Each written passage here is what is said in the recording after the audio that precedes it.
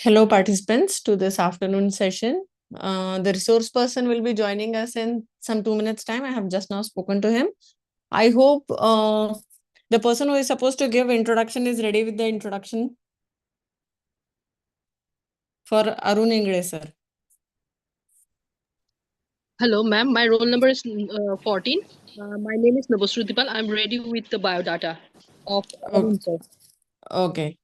And for tomorrow's report reading also, I hope everyone knows who is supposed to do what. I don't know, ma'am. Gaurav sir एकदा सांगता का की उद्या report rating कोण करणार आहेत की ते दिलेलं आहे आपण पार्टिसिपेंट्सला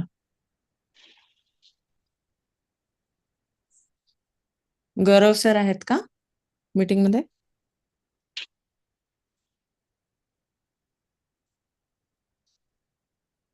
Yes, madam. Yes.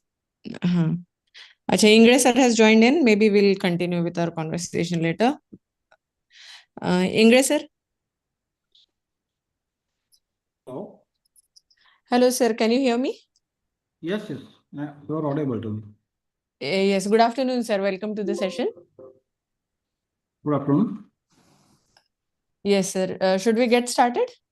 I'll ask someone to read your profile, and so that participants are able to, they get to know you better, and then maybe eventually we'll get started with what all you have for them.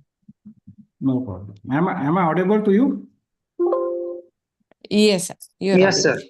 Yes, sir. Yes, sir. Yes. Okay. माझी meeting आहे 2-3 तास मी busy असेल तेच थांबायचं. Okay, whoever is about to read the profile, please go ahead. Okay. Very good afternoon, everybody. My name is Navasrutipal. My roll number is 14, and I am assistant professor of Northeast Frontier Technical University, Arunachal Pradesh. Thank you for giving me the opportunity to read the biodata of today's resource person, Dr. Arun Murlidhar Ingle, sir.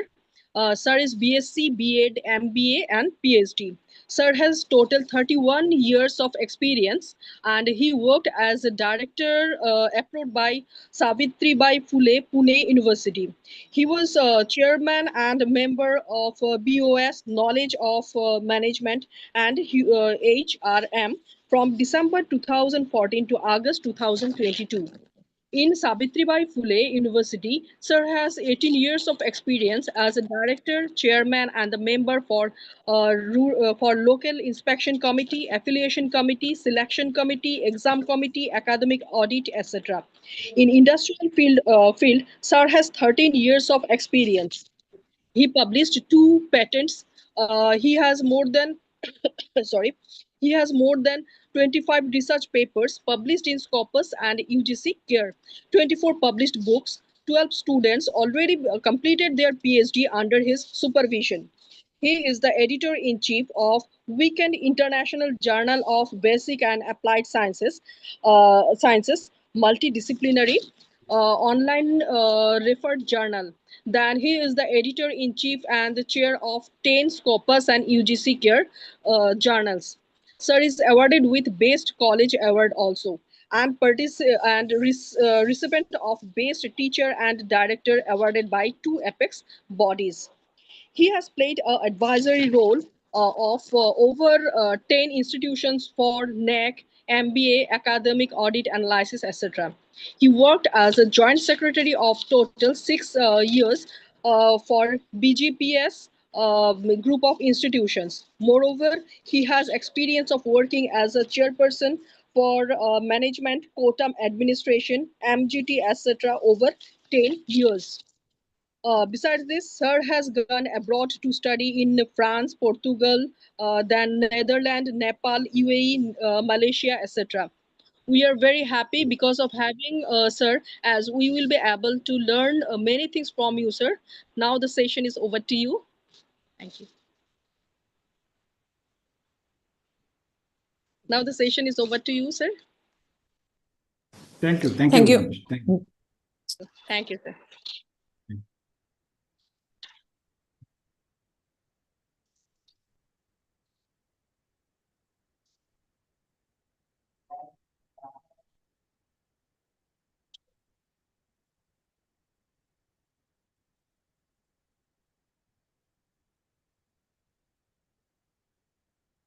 The slide is visible to?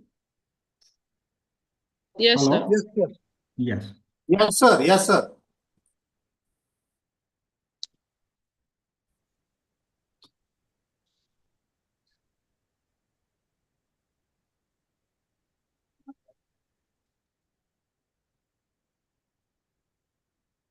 So good afternoon, everybody.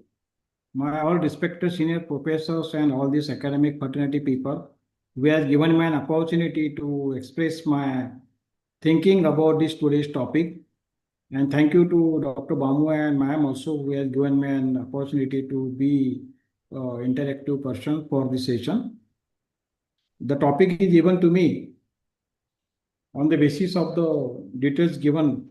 First is required to have a brief idea that today's session we will be having 4 different sessions which will be coordinated with the help of a vital pillar of the educations and the things which are supposed to be discussed on the topic of value, ethics and inclusion. As everybody is aware that this is a very challenging job for any academician who would like to express his or her thought on values, ethics, and inclusion, because this is a very burning issue as on date in academic industry, as I call it, instead of saying fraternity, because now academic world is changing so rapidly. And now this is a need of an hour to discuss on this issue where we talk about its most theoretical part of the segmentation is concerned. But as on date, or repeatedly it has proved only practical things will not work. Even theory is also supposed to be required, understood by each person to make it happen workable. So when we talk on the values, ethics and inclusions, so as we know that these are not just an abstract idea, but as it has some meaningful reason to discuss on these issues are concerned.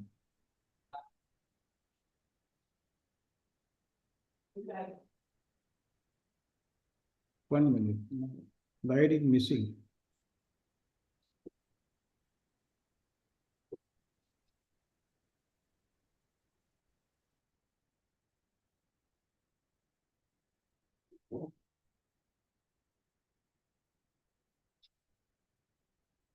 Okay.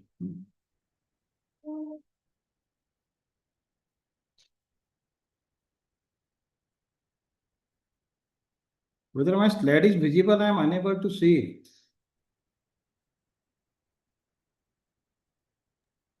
Visible, sir, you.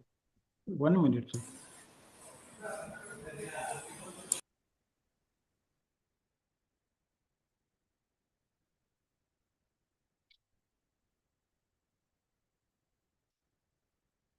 Okay. So the way I was talking about the relevance about this ethics, values, and inclusion concern, as it is discussed in various presentations, seminars, and FDPs also, because to explain the theoretical part in a practical manner, it's a very difficult challenge for academicians. But as far as my understanding is concerned, when we talk about the ethics, values, and inclusions are concerned, that has to be understood with the 3 different parameters, and parameter has to be self elaborated because every academician is working on the same parameter. But having said that, everybody is having their own limitations while evaluating, while inculcating this idea for practical implementation at the site of work where we are delivering or all the services are concerned. As you know that when talk about these values are concerned, that naturally the question will come in our mind that what one core value do you believe every educator must have? So that question has to be answered within the participant itself. The continuous process of the presentation will go on. But before beginning, some questions are arising in my mind. I thought that before beginning the sessions, I should have some thought-provoking ideas and should ask some questions to ourselves, really whether it is applicable or happening in our teaching field or not.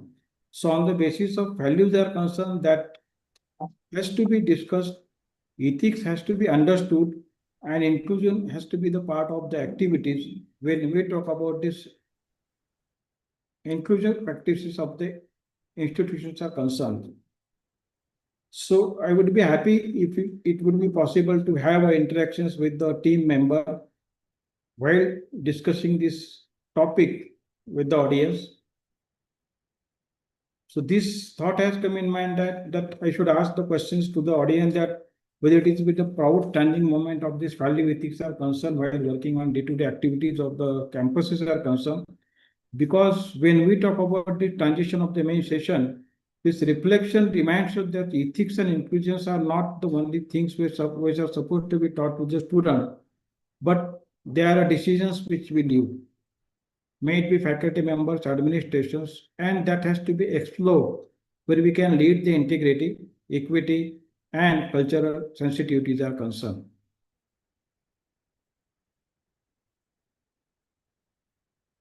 Therefore, just I have some of the glimpses of the topic, values, ethics, inclusions in education and leadership perspective. As the quote given by Lewis is that education without values, as useful as it is, seems rather to make a man of never clever devils. Because the purpose of this thought is that to explore how values, ethics, inclusions shape the academic leadership and impact the learners. Objective of the session that has come in mind that we should try to understand the meaning, relevance of the ethics. We should explore the inclusive practices of leadership responsibilities. The reflections on personal and institutional decision has to be understood and encourage the ethical and inclusive academic ecosystem where it can be refined when we talk about the justification of objectives are concerned. Because when we talk about these ethics, values, and ethical activities are concerned, that will definitely prompt everyone where we need to recall a moment in our career when we faced a moral dilemma. Because many times it happens while doing our day-to-day practices, we generally come across with such type of activity, and at the time we find it very difficult how situation has to be handled. Because ethical parameters are very difficult to understand and more difficult to implement, because there are many examples. We are giving examples to make a relevance to follow it. But when it's a matter of actual implementations are concerned in our day-to-day life, it's very difficult and challenging while handling all the state government, central government, semi-government, public sectors, and more difficult would be a private sector institutions and universities. After having extraordinary intellectual capacity also, we need to think about the recalling activity and the moments when we faced the moral dilemma. And many times, as far as my experience is concerned, I faced this type of situation at multiple times, and some of the times I could get some answer, and sometimes it was very difficult situation to come out of this activity and ask myself that what should be the further situations to come out about this activity are concerned. All the sources and things which I am trying to present myself will be as taken from these various sites by understanding these trends which are correlated to the NAPs and also the existing Swayam platform where they are also trying to correlate with many things with many objectives. As you know that inclusive classrooms has many dimensions to discuss, but we will restrict our FDP's session by considering the inclusive practices in academics and cultural sensitivity and participative and evidence-based activity. Because ultimately, this topic has to be discussed on the basis of evidence-based activity. Because as per as various parameters of calculations, if we think to have correlations of the academic intangibility is concerned, it would be very difficult because we can calculate everything, but the academic excellence, ethics of the person, and the sensitive issue which are directly related to the framework of this ethical leaderships are concerned, it is very difficult to measure. Therefore, I said this presentation for today's discussion would be a totally intangible. There is no specific scale and parameter where any expert can judge it. the authenticity of the ethical abstracts and leadership activity of the persons are concerned. That could be understood with the help of some of the best case studies. That could be understood on the basis of the NEPs. Definitely, NEP has given a best parameter to come out of these issues. But at the time of on-ground checking and on-ground implementation of ideas are concerned, again, many faculty members, many senior professors and associate professors are finding it very difficult to discuss on these issues. Therefore, today's topic of inclusive practices in academics and cultural sensitivity has to be discussed on the basis of evidences. Because just I would like to quote one of the examples because I am dealing with some of the tribal student also that is sponsored by government of Maharashtra. So I thought that we should at least have one of the examples because the example will help us to understand the ground reality. My example is that a tribal student in Maharashtra dropped out in second year of UGC course, not because he or she lacked ability, but because he or she could not cope up with the English instructions, urban peer pressures, and cultural differences in the classroom. So if this situation happens to any listener, what could be the response from the audience? And what do we do in our classroom that might unknowingly exclude such students? So if any participant is listening, if we can elaborate on this, I would be happy. Otherwise, we can go for second slide and at the end we can correlate with the things which I would like to tell.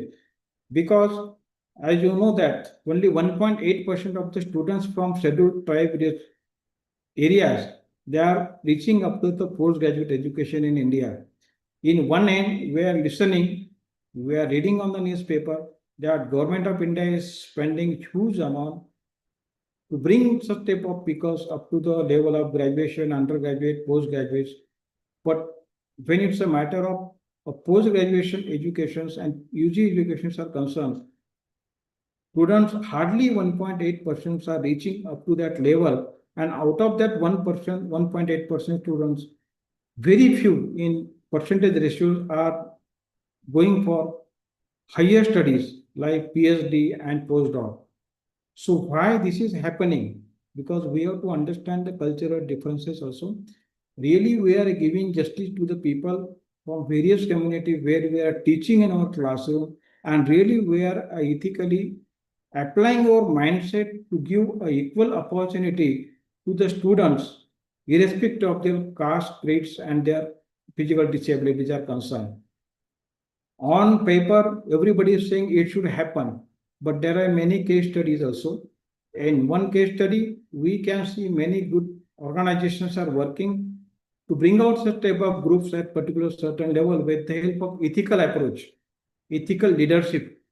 And at other hand, there are many institutions we can come across with the help of some of the newspaper information that really still there is a huge gap to understand, to bringing the culture of these people, those who are really underprivileged, far away from this extraordinary education system, and we at the same time trying to inculcate, trying to understand the sensitivity of this today's topic.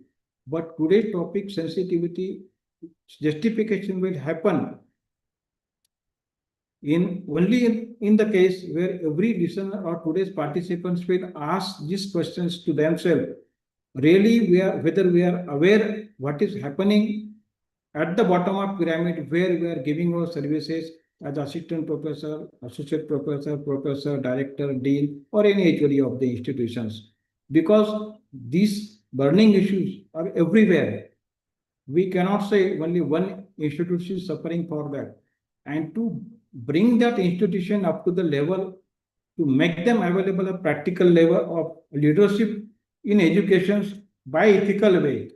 I am not saying everything is not happening, but the ratio of the education system upgradation is basically surrounded to uplift the people, those who are really not given that benefit to reach up to the level of these common people, those who are already enjoying this higher education facilities.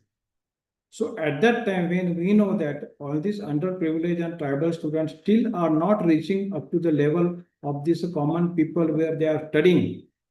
So what we are doing to bring to that group and to make them retainable at our institutions. And if it is happening, so we can make that case study also. Okay, this is what out of my, suppose I am given example, 60 students entering in one classroom. If there are 4 or 5 tribal or physically handicapped students, really we being a teacher are giving that much required facility to them, and whether they are accepting that, and with the help of that, whether really they are reaching up to the level of postgraduate. So why elimination is happening when we talk about this equal opportunity, equal education to all? So we need to find out the gap in between the professional education system versus the education system of government of India, which want to inculcate and they want to bring these people in common streamline. But what is our contribution to make this happen for such type of group, and how much in percentages so we are comfortable enough to inculcate this habit in our day-to-day practices to make this happen for such type of students. So therefore, what do our institutions do to retain and support such students once admitted? This question is coming in my mind because many times we are facing this type of problems. I myself are experiencing such type of activities, and many times students are coming to us and they are saying that we are not being treated properly. Even Government of India has given a proper facility. Government of India has given a good infrastructure to the institutes, and funding also they are providing. But at the same time, there they are finding that somewhere in teaching community, still they are not accepting such type of a group. In some of the places, percentage ratio is may variables, but we need to have a discussion on this point because ultimately it's a task-oriented activity. We are training to the students to make them happen applicable. But while training also, we may commit many mistakes, and that has to be corrected with the help of such type of orientations while discussing with such type of FDP programs. So therefore, I would like to ask the questions to audience that you being a HOD of the department, a visually impaired girl applies for admissions. Your building lacks ramps and faculty expresses concern about her lab safety. What do you do? Tasks would be given to identify challenges, propose inclusive solution, and reflect on their own departmental preparedness. But this will happen on theoretical way.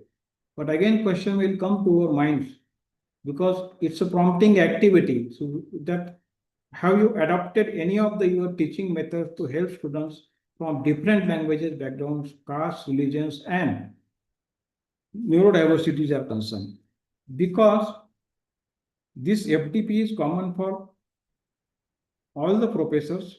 So we have to take some of the examples from related institutions.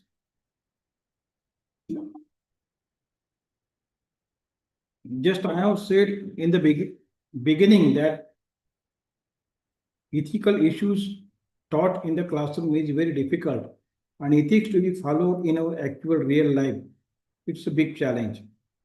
As we know that IIT Bombay, they have their language cells. They offer the translations and bilingual content to help non-Indian English speakers. Result definitely increase and participation from rural tribals has happened. But again, ratio, if we talk about with that case study, so we can discuss in long way that still there is a big gap after having this facility also. Like this, there are many examples, but that example has to be correlated with our day-to-day system where we are working. So how different is this from what we see in our own classroom? Wherever we are teaching, we are utilizing our expertise for the institutions and universities. How our universities and institutions are really correlating the practical experiences which others are adopting as the best practices and how that best practices are getting successful in other institutions, and what could be the best parameters to implement that ideas in our campus of the universities, institutions, or private colleges as such. Therefore, inclusion of anything is not a just policy, it's a habit, it's a mindset of a daily decision. As educator, we don't just teach subject, we shape access, dignity, and belongingness. Therefore, I would like to propose two uh, stories that will be directly related to this today's topic, which would be one of the Shanti Bhavan. I think everybody is maybe aware about the Shanti Bhavan's best work, what they are doing for this student. And Priyanka Agarwal's India Inclusion Summit as transformative model, because this will help us to understand what inclusion values are demonstrated and how does this sustain support of influence success, and what can our institution adopt from these examples, because on across the world there are many good institutions are doing the best work, but how that work can be a part of our best success story while working in our own institutions.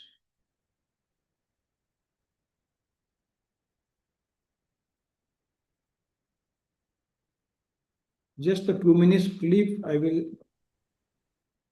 show it to you.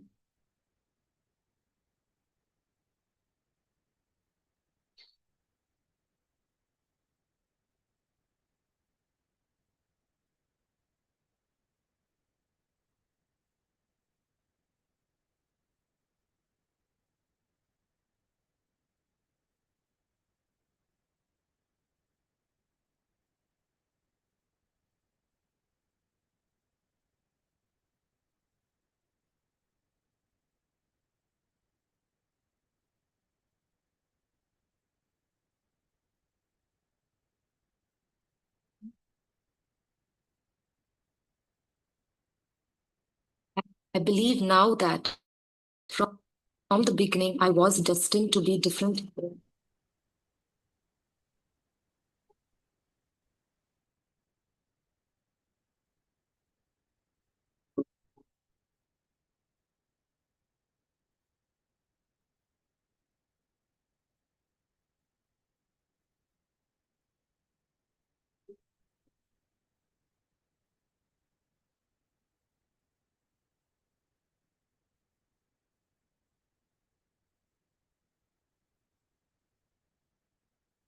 Gandhi Bhavan is a school for the poorest of the poor. We take children at the age of 4 and they are with us for the rest of their young adult days. The mission of Shanti Bhavan is to get these children out of poverty. It is to break the fate that their parents have been trapped in. We are here to bring up your children, to love them and encourage them. Only one child is taken per family. I have to use that opportunity in order to change the life that I left behind. My mom sent me to Shanti Bhavan because she was the only person who loved me. When I was small, we lived in a thatched roofed house. Everything was in this room. In addition to uplifting my family, I have the responsibility of back to society. I've got a lot to use. It's now or never for me. But I said, my God, the money is gone. There was only two options: lie down and die, or just go forward. Closing the school would mean sending all the children back to where they came from. I knew I couldn't live with it. My father too. I am the answer for my mother saying, I am who I am because of her. I will show the world I am that girl who makes doorways of freedom, hope, and relief. Not only for my mother, but for all those out there who are in need.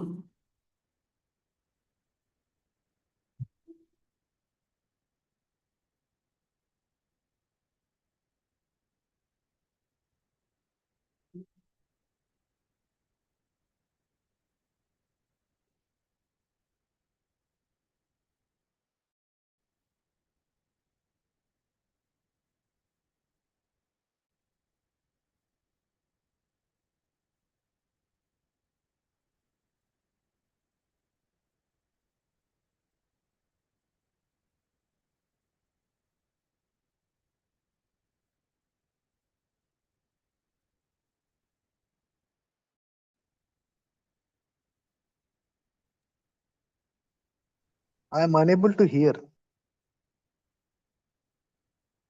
When some internet issue is coming.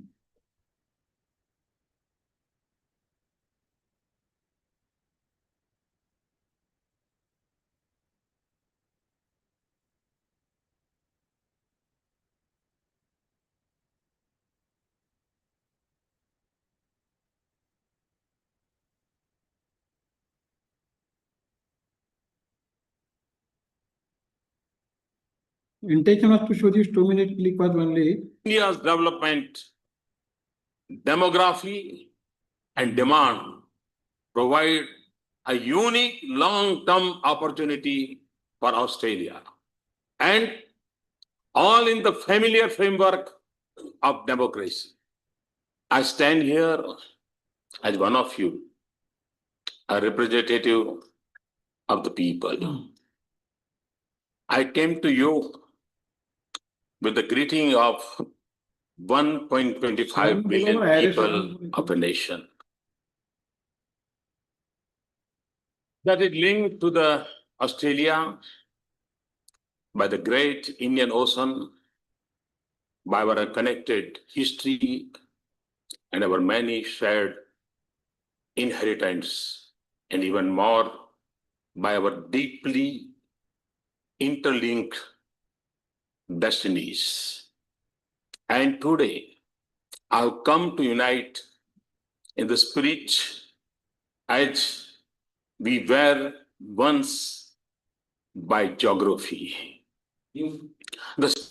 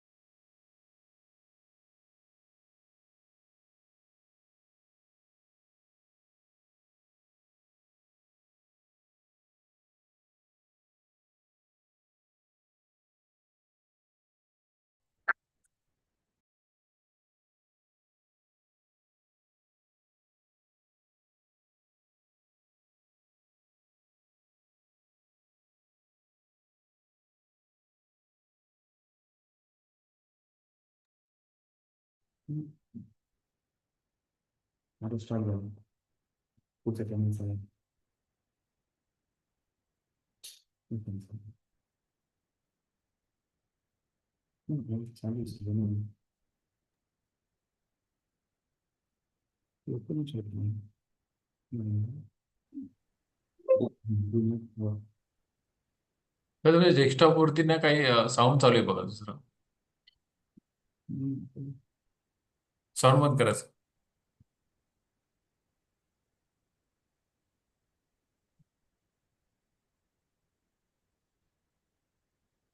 Sign इनचा problem आला sir एक minute sign इनचा परत sign करू का हा इथं sign in आला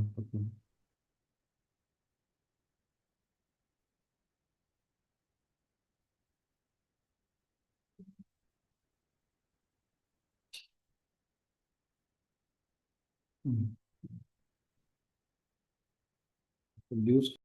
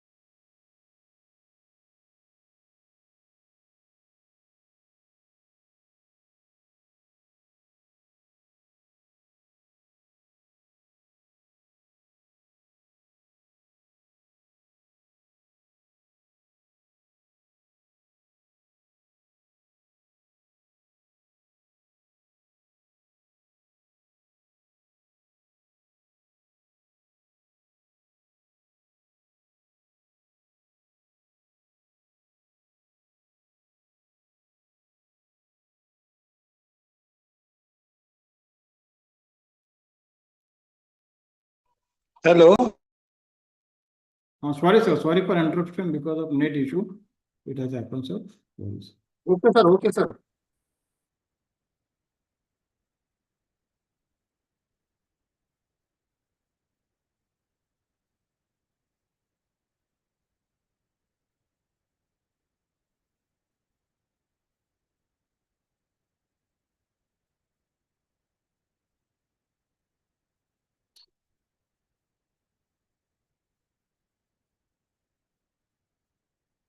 This was we were talking about this 2 years video clip that when Shanti Bhavan can do set up of activity, what could be the best we can take out of this type of story, whether it's a state sponsored or any private university institutions are concerned.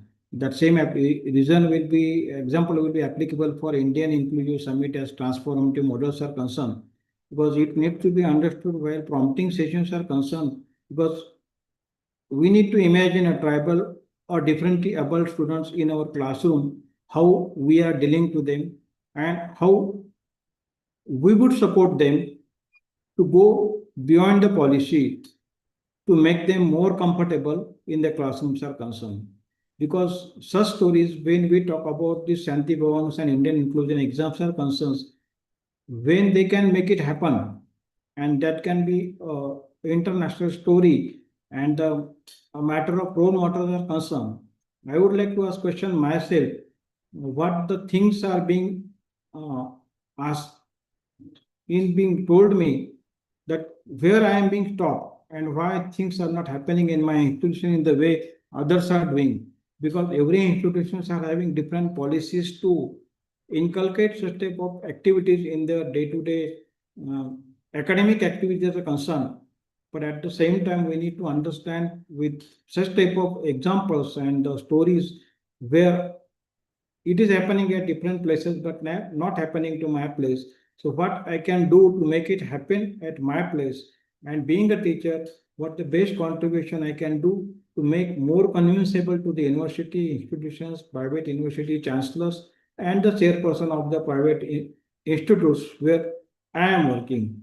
So this has to be a continuous process, because in one day things will not change, because ethics and values, all this moral on paper we are saying it has to be a matter of integrities are concerned, but when it's a matter of day-to-day observations, when it is happening in your life, we are finding it very difficult to make it happen in our day-to-day life.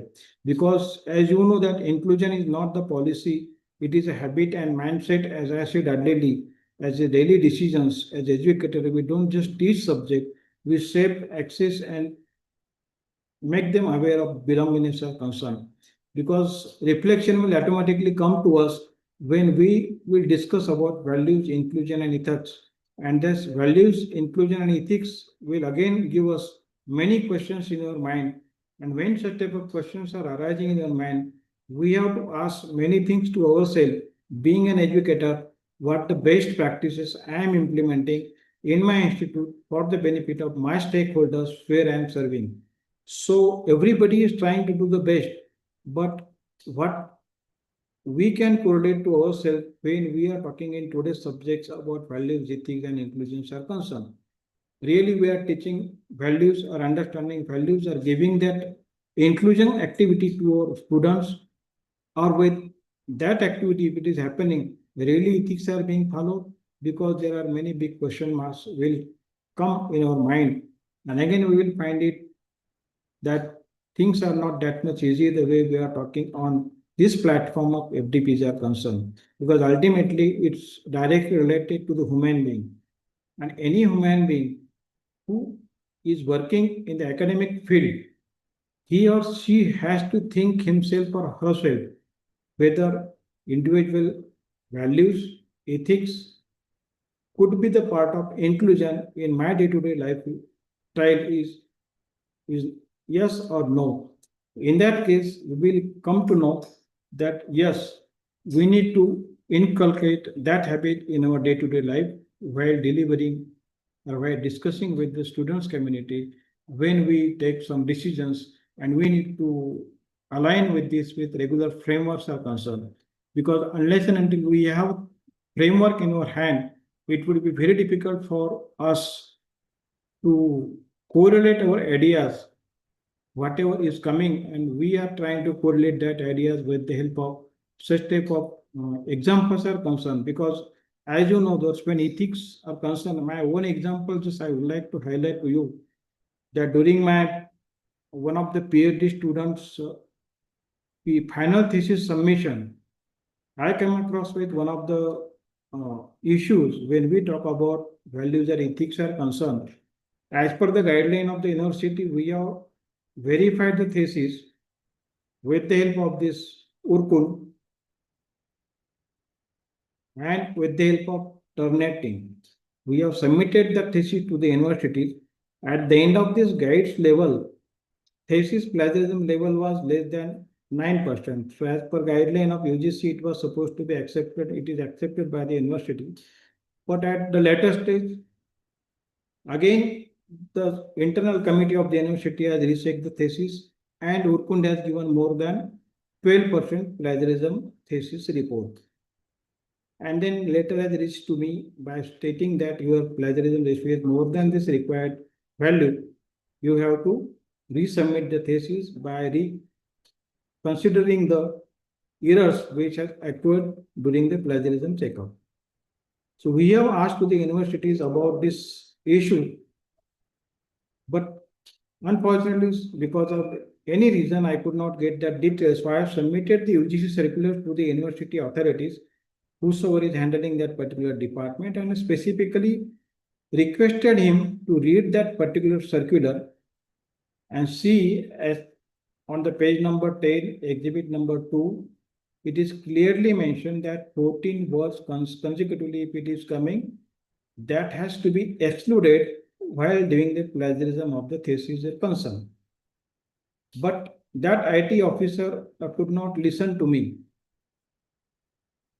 I said that this is not ethically correct when our highest apex body is giving us guideline and we are supposed to follow that guideline. Even after having a written communications, written circulars in my hand, still you are not ready to accept and you are debating with the different things. So really ethically correct or moral values has to be calculated from this end. This said, whatever it may be, I have been assigned to verify the things with the help of Urkun, and neither university nor anybody has said it has to be correlated with this UGC guideline. So why I am giving this example, perception matters while handling these ethical issues and all these values are concerned. After giving this official circular to the person, even learned senior man is not ready to listen to the person who is officially trying to correlate the things with the help of actual parameters are concerned. At that time, we find it very difficult how to explain that person and how to tell them to at least respect ethical values and try to act yourself as an assigned officer to overcome these problems which students are facing. At last, that issue I took with Vice Chancellor, and then VC has given permission. Okay, when UGC is saying it should be correlated as per the guidelines, we should accept that. But I mean to say that when same approved authority is working on the given responsibility, is not that much competent enough neither to follow the ethics nor to understand the things. Rather, we come across with different manner that when things were discussed to him for 4 times, 5 times, after discussing these things with 4 times, 5 times with doctorate person having a PhD qualifications, so with big questions arises in my mind. Really, we are competent enough to teach this theoretical issue to the learned people from our same community, because this is a day-to-day activity. In daily aspect, we are facing such type of problems, but we are hardly getting solution while interacting with the people. And when solution is not getting, so we are getting somewhere frustrated. So my experience is that, okay, inconsistencies are happening. Some ups and downs will come in our life, but we have to be morally perfect from our end to present ourselves in proper manner outcome will come. But at the same time, we will experiences when we talk about the values are concerned, not necessarily everybody will respond to the values which we are talking to the academic world, because ultimately academician has to follow these things. Unless and until that is with us, we cannot give that to the student also. So when we talk about this equal opportunities and diversities, caste, creeds, and criticism concerns, my experience is that at some of the places, many things are missing that can be corrected, but if person is not ready to correct it, the responsible man is not ready to correct himself or herself, then there will be the big question mark how ethical leadership would be cross-checked, correlated, and how we can make it happen with the tangible matters are concerned. Because when I am saying that all these values are intangible, there is no specific parameters how to calculate it. So when I am saying this may be happening in everyone's life, or may not be, because some professor may be having extraordinary ethical values in their institutions, but it doesn't mean that sometime this type of situation may arise from the end of students also. Therefore, ethical leadership is not about leading in a manner that respect to the rights and dignity of the others. It is rooted in trust, honesty, fairness, and responsibility. So we have to be responsible enough, and responsibility should be accountable.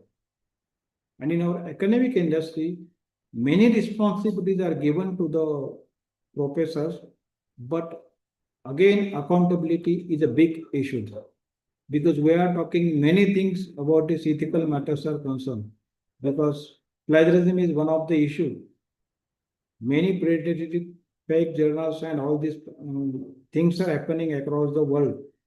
And at the same time, being a research guide also, we are not taking that much serious while correlating our research with the parameters which are supposed to be accepted by the renowned database, as we call, may it be Scopus, SCI, Web of Science, IEEE, or there are many now, UGC-MMTTC, but like this, refer journal also. So again, there are many parameters how to correlate this and what type of ethical activity has to be considered. Only by referring these things on the web portal will not help us to understand ethical leadership, but ethical leadership will be developed by deciding ourselves, yes, I want to do it, I will try to implement, maybe I am 1% successful, I may not get more success, but I will stick up with my principle, I will be honest enough, and the fairness which are supposed to be driven from mine, I will try to prove myself that, yes, I am a leader following the ethical way and trying to prove myself the principles of ethical leadership. So these are the core things which are supposed to be understood in our day-to-day life when we talk about this ethical leadership are concerned. There are many principles of ethical leadership, but I would feel that core principle would be integrity, as I said, fairness, accountability, respect to others, transparency, service before self.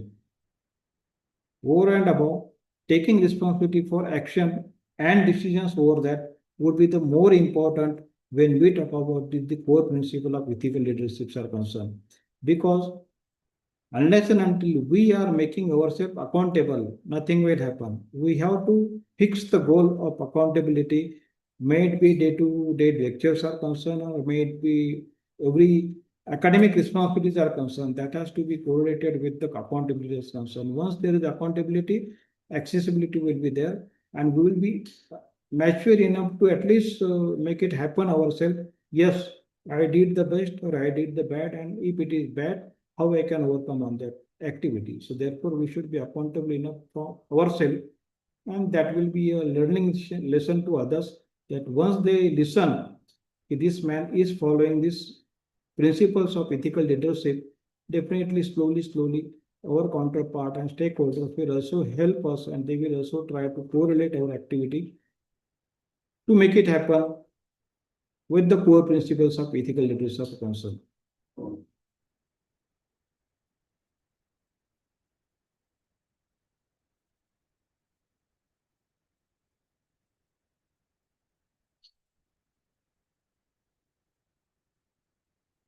And in this case, I would say that decision making from our end would be the right way while dealing with any aspects of this ethical leaderships and moral responsibilities are concerned, because consistency plays very important roles, because it applies to the rules and principles of consistency to avoid the confusions.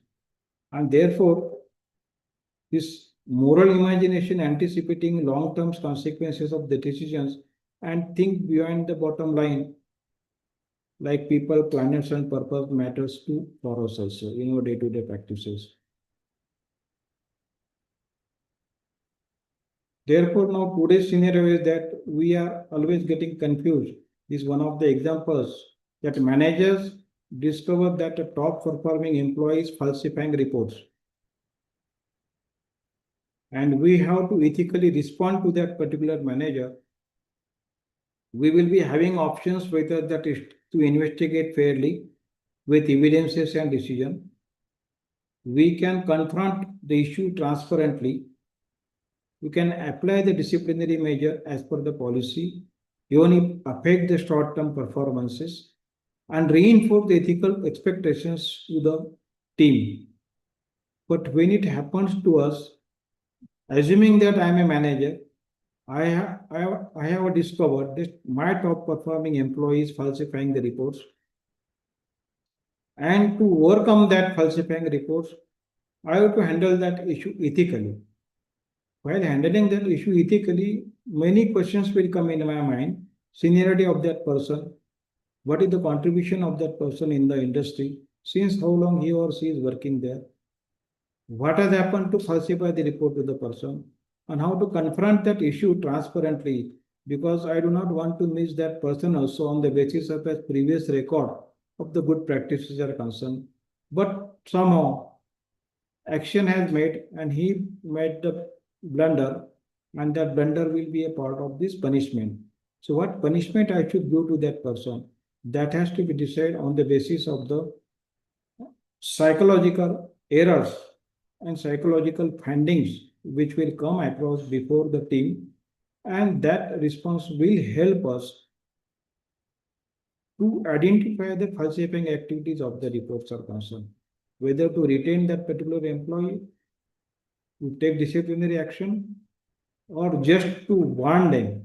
So that would be the definitely depends upon the situation where we talk about the scenario examples are concerned.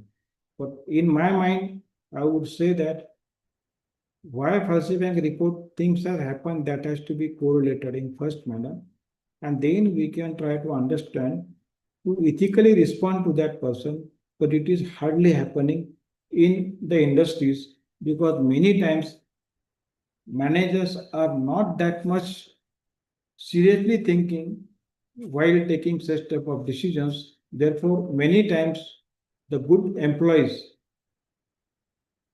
has, or they are forcing them to quit, resign, or they are terminating it. Ultimately, in exit interview also, this system industry also should develop, and from academic world also we can suggest some of the practices to the industry. What are the best practices we can take care while taking actions on the employees on the basis of falsifying reports of any organizations of any department, because ultimately human values are more important, because everybody is making an error. To err is human being, but somebody is making mistake purposely, or somebody is doing blunder. Both are different things. So we have to understand the importance of this blunders versus this falsifying activities are concerned.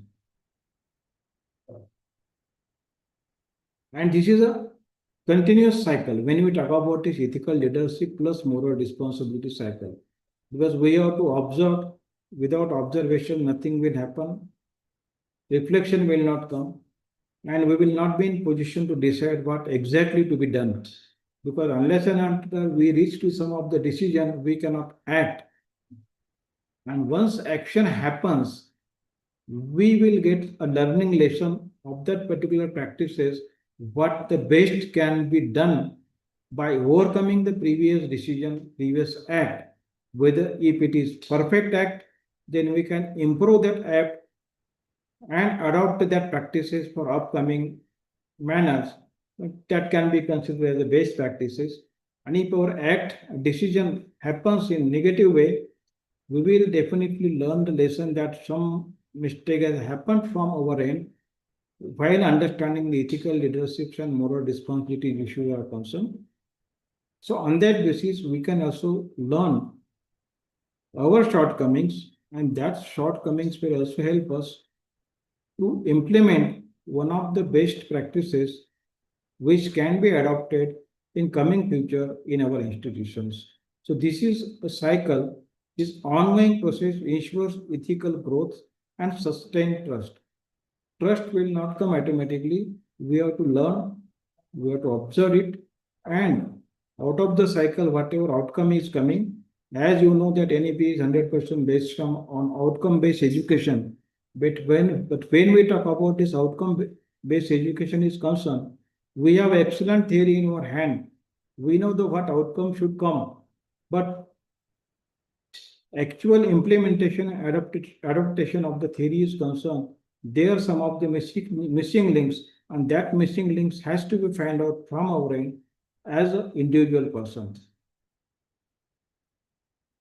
Therefore, some of the case studies we can understand how ethical leadership in business we can make it happen, and we can learn some of the lessons from this ethical leadership. As you know that this story of Ratan Tataji, as he was having a launch of this Tata Indica, and because of some inconsistency that Tata Indica could not come up with this expectation which was launched during that period.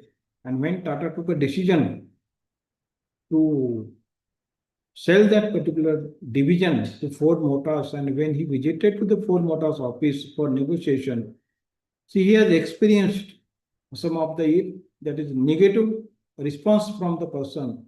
And on the basis of that negative response, he took a decision that he will not sell that particular car division for Ford Motors. And as we are witnessing these things, and there's the feelings which he has disrespected but composed, and Tata refused the deal. 2 years later, Tata Motors turned the Indian project around and in the remarkable divisions, and he has launched the Jaguar Land Rover. And as we know how it was profitable. So that means whether to compromise with ethical leadership or not, it is a person to person perception. Perception may vary, but ethics will remain at the same place where it has to be followed. May it be Ratan Tata or may it be common man also. Because everyone should try to understand we should not compromise with our ethics, because self-respect and dignity is above all. And that is the only reason Tata took a decision and refused to compromise with this vision. But at the same time, he took a responsibility of a total inconsistency, and this long-term vision, he could make it possible without taking any revenge. So we can take a lesson from such type of case study that success is the best revenge, as we can say it. Once we are successful, nothing is required to take a revenge, and Tata took the same things. And that success is now visible to across the community and across the world also. So like this in academic also, we can think ourselves, we should be in position to understand our leadership and try to correlate our ethical parameters, how to make our day-to-day activity happens when we talk about ethical leaderships are concerned.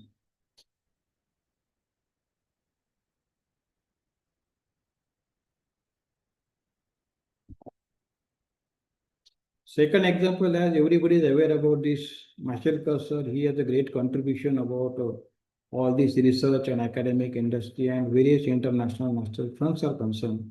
This is also one of the best example we can take from our day-to-day practices, because excellence without ethics is a disaster, and ethics without excellence is a sure path of mediocrity. We must combine both to build a new India. That is the only reason he could get a good recognition like Padma Vibhushan, chair of the National Education Policy, and a legacy is very big when we talk about his contribution to the academic industries are concerned. The one of the more example is that Johnson and Johnson also, there was a case of 31 million bottles which were not supposed to be distributed in the market, and the key person took a decision, James Rook, that all this batch has to be withdrawn irrespective of huge loss, and he has called all the production back to the industry back, and he has suffered a lot loss, but he has not compromised with his ethics, and he was transparent enough, honest enough to create the confidence of public. Ultimately, we have to decide a morality when we talk about this moral responsibilities are concerned. Instead of denying or shifting blame, we should try to be proactive when it's a matter of assigned responsibilities are concerned.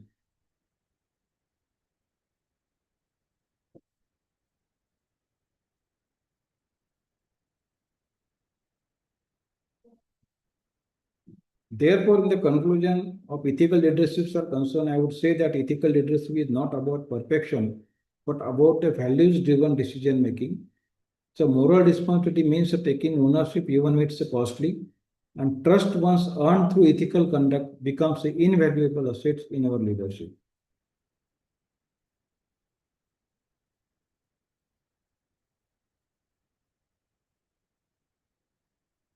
This is the fourth example of case study of Harvard University, as everybody must be aware about this, what has happened in 2012, that 125 students suspected for cheating.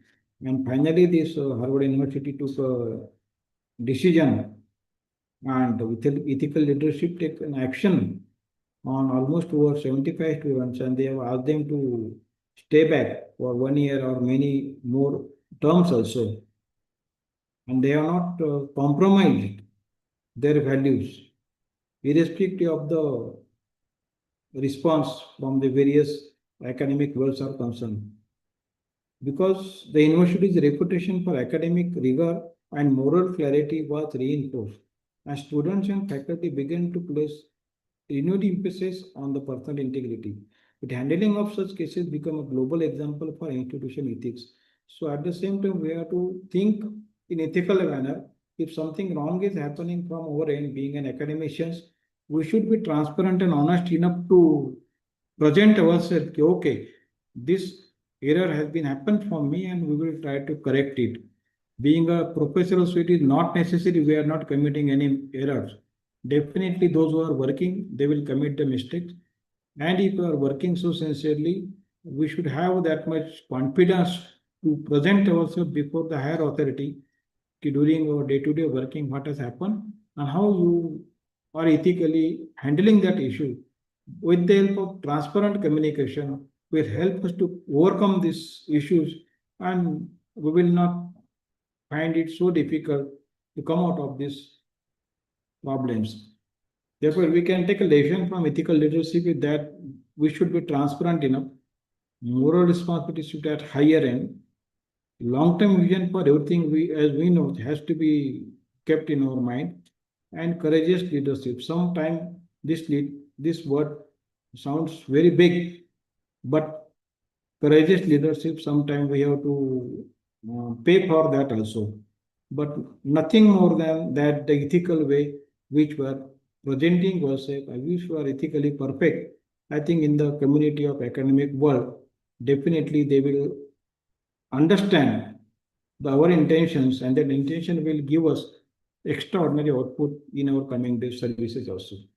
Because why this case study matters as far as my perception is concerned, because ethical lapses can happen even in top tier institutions also.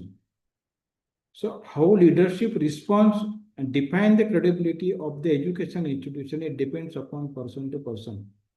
And real leadership is when values are tested, not when things go smoothly. That is the reason we have to think on this parameter.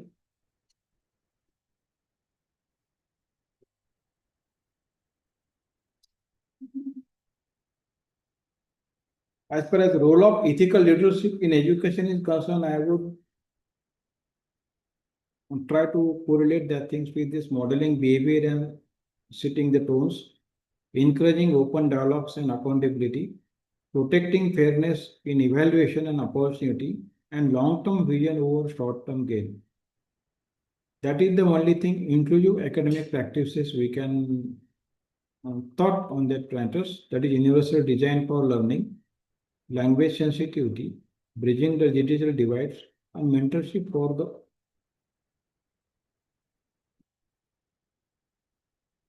underrepresented groups. Therefore, on these ethical issues are concerned, we can say ethics and inclusions are not optional. They define academic excellence, and leadership is not about being in charge. It is about taking care of those in your charge.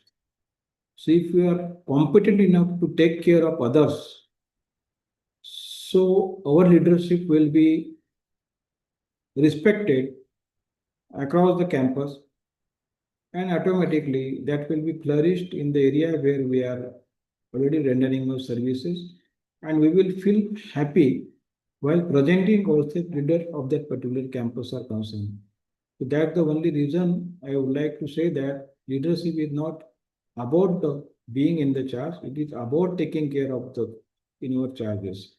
Therefore, everywhere there is a challenge. So by implementing these ethical practices, values, and morals are concerned, there will be a huge challenge. And challenge, as you know, that we have to ask question ourselves how I can be more ethically consistent and inclusively aware about every semester where I am presenting myself as a teacher before the student, and how I can make myself ethically correct while delivering my contents are concerned, and how that can be considered and correlated with our day-to-day activities are concerned. So as far as this first part is concerned, just I have tried to correlate my some of the thoughts and case studies to you. In second part, I would like to highlight on this inclusive practices in academics and cultural sensitivity of FDP activities toolkits. Again, I would take more interest to understand about this inclusive practices in academics. It is also directly correlated to case studies. One of the case studies I took from story of the Raju, lost opportunity. Some of the participants may be aware about this story, but just I would like to read it. That Raju, a bright tribal student from remote village in Odisha, made it to reputed government UG college through reservation. He struggled with English lectures, faced subtle looks from peers about his accident, and rarely asked questions due to fear of residuals. Within 2 semesters, he dropped out and returned to his village, not due to lack of intelligence, but due to the lack of inclusion. So that is the only questions will come up next. How inclusive practices to be implemented where we are rendering our services in academic world. This is the case study. So with this case, we can understand, we can prompt ourselves with the discussion that question should come in our minds. What barrier did Raju face? What would be there? Now, are these barriers present in our classroom? If it is, then how we can overcome on that activity? And what could be faculty or department have done differently for him? Because I am dealing with some of the tribal students also, and many parents are directly reaching to us, HODs and professors and directors of the institutions are concerned. And many times we are, the parents are telling us how they are suffering how they are being discriminated, what some of the upper caste group are being treating them, either made in the hostels or in other areas also. So that means somewhere still there is a big gap to make it happen when we talk about inclusive practices are concerned. So inclusive practices are not only directly related to only subject matters are concerned, but inclusive practices are required to be correlated with every aspect that will start from classroom, that will go up to the level of hostel, the on-ground, their sports activities are concerned, canteens are concerned, many places, inclusive practices in academics, inclusive practices in teaching, inclusive practices, actual on-ground the work is concerned, there are still barriers, and we being an academician try to remove the barriers where we come across, and we should try to find out the solution for that barriers when we talk about this inclusive practices are concerned. So barriers will not come out unless and until we are directly involved with that subject, and we need to understand that subject thoroughly. Then and then we can talk with some of the examples of how inclusive practices can happen with the story of this Priyanka Agarwal of Indian Inclusion so much. As you know that she has tried to devote her time and navigating education career without determination, encourages the institutions to go beyond the compliances, and demonstrated many importance of inclusion in higher education. So just I would like to play 2 minutes video.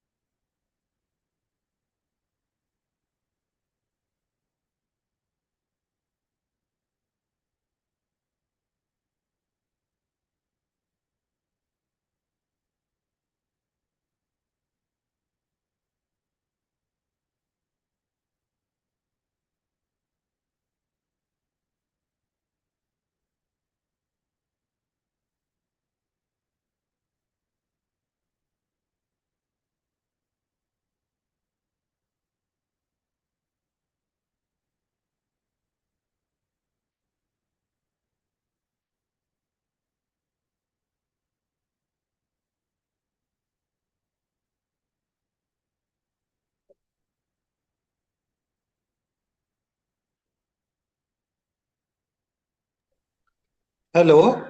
1 minute, sir.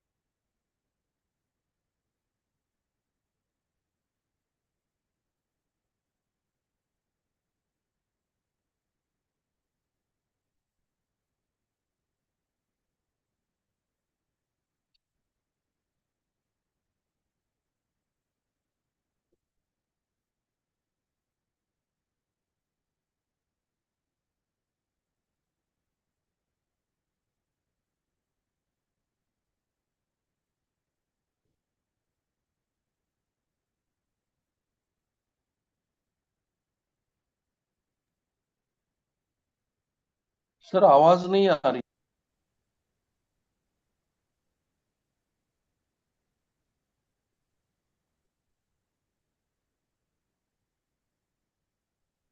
1 minute, sir.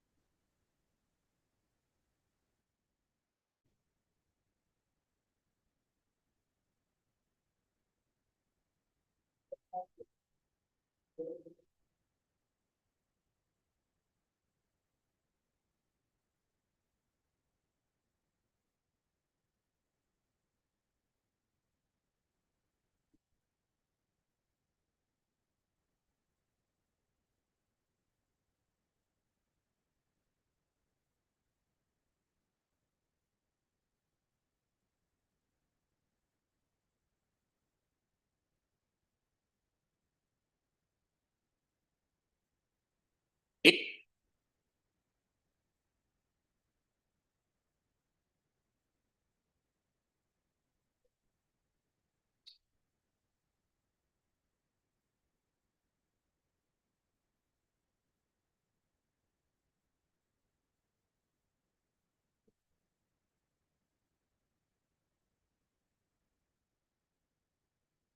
I think it is not opening. We will go to second slide.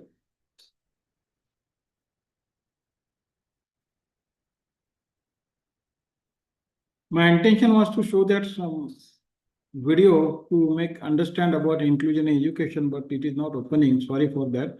But what is inclusion when we talk about in education are concerned? So as far as my understanding is concerned, inclusion means the creating learning environment that accommodate and celebrate the diverse learners. Because we have an idea about respecting diverse background, socio-economic and linguistic, cultural and physical backgrounds are concerned. We need to have an encouragement to the participations and try to understand sense of belongingness for all the students by removing systematic and attitudinal barriers in the learning. That will help us to make this education system more inclusive, because inclusion has to be treated from our end, and that treatment will reach to the students if we actually. फायदा होता का त्याचा? Hello? Hello sir, hello. Ah, yes, sir.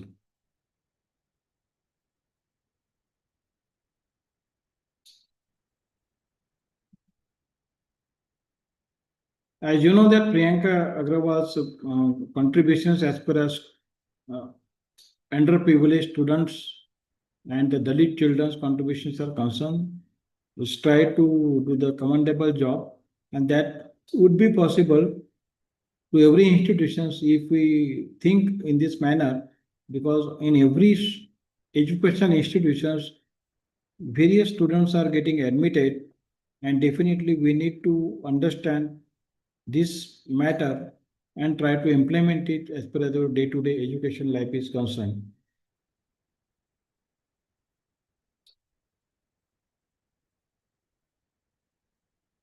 Because we need to adopt these similar practices for long-term mentoring approaches, and model has to be refined and developed from our geographical understanding where we are serving, because geographically all the institutions, universities are located at different places. Everyone is having a different experiences and their own different type of students and enrollments are concerned.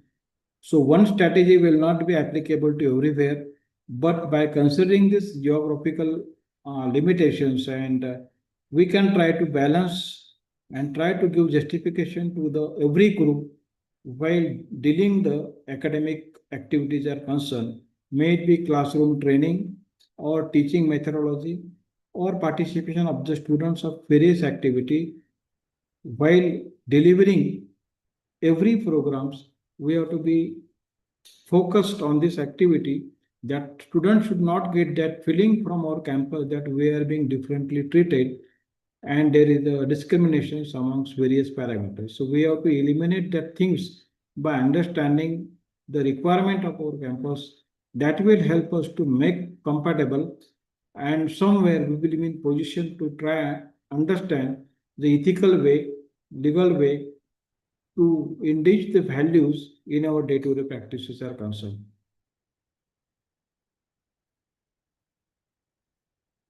When we talk about the scenario-based education, it's a learner-centric techniques, because we have to deal on this realistic situation and constructed problem to engage the participants in critical thinking, decision making, and collaborative dialogues are concerned. Because we don't know what type of situation will come to us and how to deal with that situation. Therefore, in simple term, we can say that instead of giving the theory, we present a real life problems and let professors think, analyze and propose the solution, because every geographical location will have a different challenges when we talk about critical thinking are concerned. Decision making may differ on the basis of these collaborative approaches, and the professional approach of that respect to institute is concerned. In case of state universities, definitely what are the best practices are being implemented with that university and how that has been academically audited and been asked to the professor to follow with the help of this academic audit output.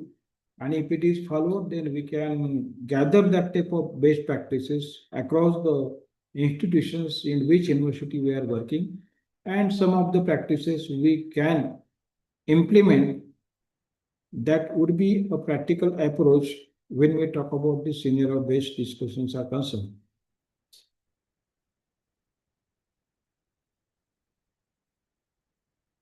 Intention to focus on this discussion on faculty development program is that because the scenario-based education will bring classroom theory into practical applications.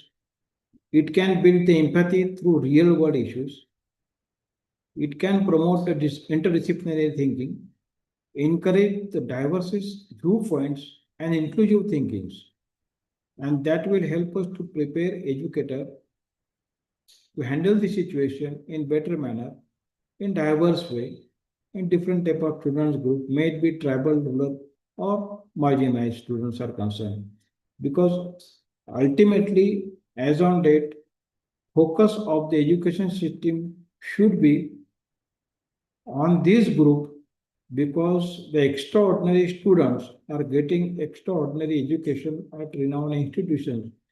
But the class which we want to bring up to the level of higher education, still there is a much work and much opportunities are available to bring that class up to the level, marginal level of these extraordinary students when we talk about this equal opportunity and ethical way contributions of our intellectual access to the students are concerned. Because as we know that in IITs, there are extraordinary intellectual faculty members. But what is their contribution to the small institutions? It's again a big debatable issue, because they are just concentrating their intellectual informations to the students, those who are in that campus, and by the way of some of the renowned institutions, they are reaching to them. But till I am not having any example in my mind where all these big groups like IITs, IIMs, and all big universities are trying to reach the area where still some of the colleges are at very rural, remote area, and hardly faculty members, those who are having really extraordinary informations and knowledge, and they are reaching to them to make them aware, to make them understand about what does it mean of ethical way understanding in academic institutions concerned. It is not that local small institutions are not in need. They are very much in need. But again, as I said, there is a big difference when we talk about this ethical parameters and today's topic discussion are concerned. Because we are saying education should reach to everyone. But with our limitations, are we reaching to the places where education still is a big question mark? Why it is not happening from our end? Because there are many parameters. But we have to come out of that. The case studies which I have shown that out of thousands, if one is coming out of the box and trying to do something extraordinary. So being a today's audience, suppose there is 50 plus audience participants are listening. If anyone take decisions from today, I have to at least inculcate one of the best practice in my life, and I will start it from my college. Irrespective of all inconsistency, I don't think it would be that much difficult, but it is not happening from person to person point, because perception matters. limitations are there. Institutions, authorities are not encouraging us, but it doesn't mean we should stop to deliver our intellectual assets to the people, those who are actually in need. So our focus should be to bring this information, those who are actually in need. So we are ready to train all the trainers, but nobody is taking responsibility to train the people, those who are at bottom level. So we have to understand the burning, what is happening at the bottom of pyramid. Unless and until we understand the burning issues of the bottom of pyramid, I think education system will not reach to the all desired people where we are talking and discussing today in our faculty development program. So who will take the initiative to reach up to that marginalized areas are concerned for better development and deserving students. Otherwise, if there is no deserving activity, so we could have not come across with many case studies, may it be Shanti Bhavan or this Agrawal ma'am case is concerned, because something is there on this planet. We cannot reach at all the places, but we can find out what is happening around us and try to impact that activity in our institutions with the help of our leadership in ethical way without any disruptions. So in one case, these girl students denied lab leadership. I mean, intelligent girls from conservative village is not allowed to lead a robotics team because girls can't handle machine.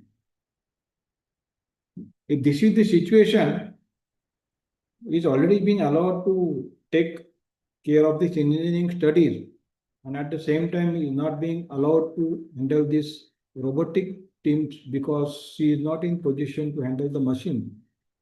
Only on the ground that she is from this conservative village area. So this is the mindset of some of the teaching community members. So what are the best practices that institutions where this incidence is happening, they are implementing? How they are turning to the teaching communities to handle this situation? And if at all such type of situations are arising, why it is arising? And if it is arising really that professor is up to the level of that academic activities which are supposed to be understood by him or herself while dealing with the students. Because academic institutions are student-centric and we have to understand the psychology of the student, but many times some of our academic committee members are taking it in person and somewhere such type of inconsistency happens and then it's a matter of debate and discussion. So we can avoid that type of things while dealing from our end as a leader of that particular institutions by avoiding such type of irregularities.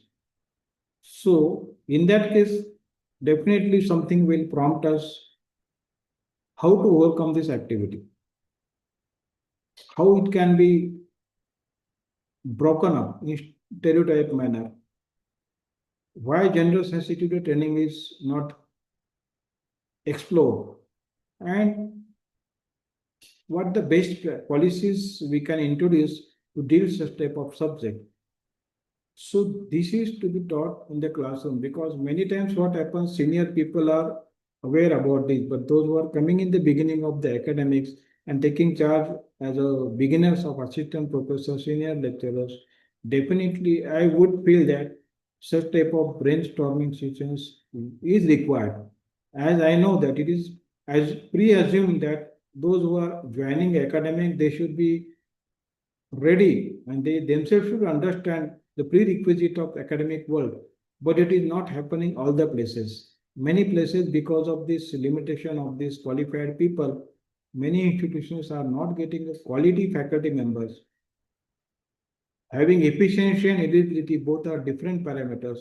When we have eligible people and if they are not efficient enough, so to make the show run must go on. They are trying to deal themselves as a good teacher, but at the same time, it is a responsibility of senior professor or the management who is handling that area to make that people aware what the best practices they can implement, and vigilance should be a part of that activity where really things are happening in proper way with the help of professors or not. That has to be also correlated with the academic practices where the institutions is trying to reach up to the vision and mission of their goal, what they have decided in their upcoming prospective plans. It will not happen automatically, but such type of examples you may come across many times.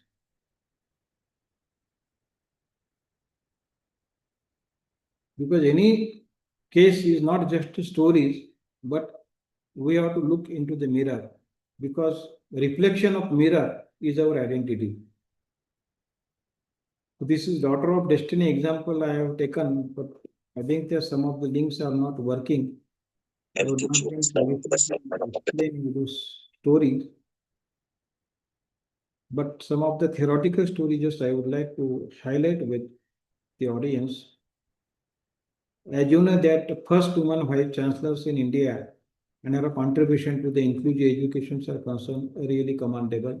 As you know, the Dr. Kamla Shavani, the first Indian woman vice chancellors of Gujarat University, she has also implemented best practices. Okay, but same practices, whether at that during that time, okay, by understanding that era situation, some of the practices was developed by her. That is directly correlated to today's NEPs also.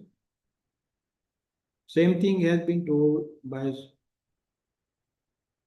her, that by women empowerment in higher education, promoting scientific research, inclusive admission, academic and ethical leadership, mentorship and role modeling. We have a good docket of national education policy that is there, but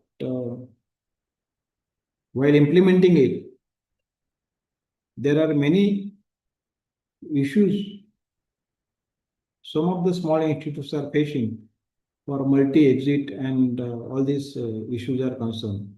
Because whatever ground we are giving, whatever authorities we are giving to students to opt various subjects, but at the same time with the help of NAB, we are missing somewhere. That much faculty members are not available with many institutions. If one core student is opting for 10 different subjects and is being expecting to be taught by 10 different faculty members, I think this would be a very big debatable issue how it would be possible.